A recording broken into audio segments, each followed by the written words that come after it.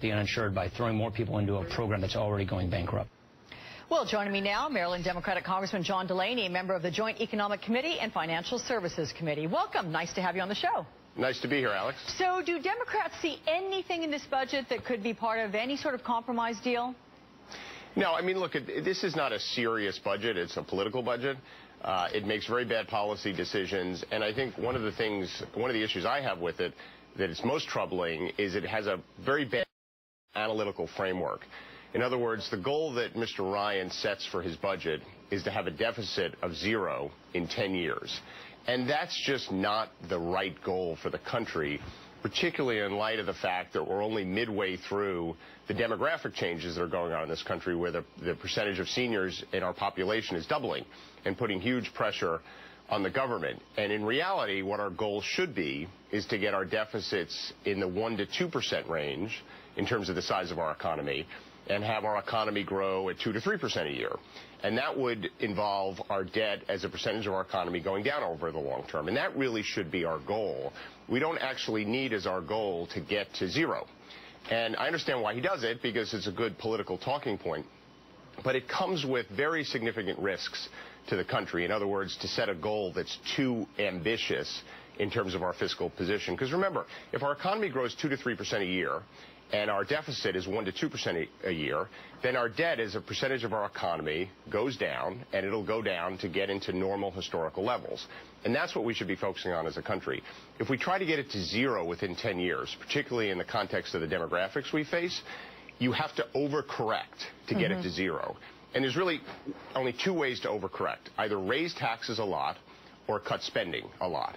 Mr. Ryan obviously doesn't raise taxes. In fact, he reduces taxes, which again is a question, because our tax rate as a percentage of our economy for the last several years has been lower than it's ever been.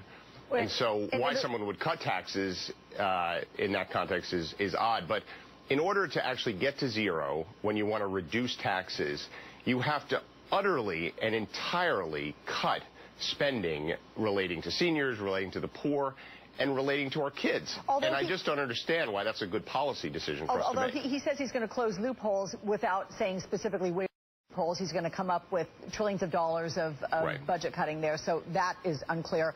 What this does make clear is that in no uncertain terms, the Republicans are not giving up on Obamacare.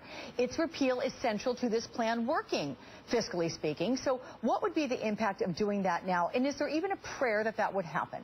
Well, of course there's no prayer that it can happen, right? The president is obviously not going to approve overturning Obamacare, nor should he. And the other thing, and this is more of kind of the flawed intellectual framework in the Ryan budget, he repeals Obamacare, but he embeds a bunch of the savings that Obamacare is driving. So you kind of can't have it both ways in life, and I think Mr. Ryan's trying to do that in his budget. But the cuts to the spending, I mean, we need to really put this in context. If you look over 50 years, the historical average for the amount of money we've invested in education, in infrastructure, in basic medical research, and these kind of non-defense discretionary spending, historically has been about 3% of our economy. This budget brings it down to 1.7%. In other words, it almost cuts it in half. I don't know anyone with reasonable cognitive ability looking at what's going on in the world and our competitiveness and what's happening with globalization and technology who thinks we should be slashing our investments in infrastructure, education, and research by half. And to that end, I'm listening to your analysis of all this, and it's clear to me that Democratic leadership is going to look at the Ryan budget and that it's going to play a major role in the midterm strategy. But are you at all concerned that this could be a rallying point for conservatives? You know, I'm not concerned it could be a rallying point for conservative. I mean, I just think we have to deal with it on the facts. From a public policy perspective, this is a terrible plan for the country, right? It doesn't achieve the kind of fiscal responsibility we all want. Listen, the debt is a problem. We need to lower the debt as a percentage of the economy across the long term.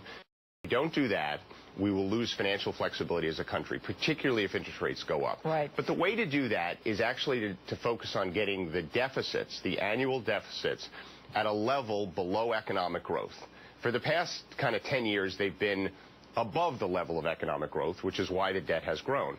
if we get the deficits below the level of economic growth, if you assume that we can grow this country, 2 to 3% across the long term, we'd like to do better, but if you assume 2 to 3% is a reasonable number, and if you get the deficits to 1 to 2%, then by definition, the debt as a percentage of the economy goes down. That should be our goal. We shouldn't try to get to zero, particularly in light of some of the challenges we have, because by getting to zero, you have to do what Mr. Ryan wants to do, which is basically to destroy all these important government programs. All right, Representative John Delaney, thank you for making your voice heard on this.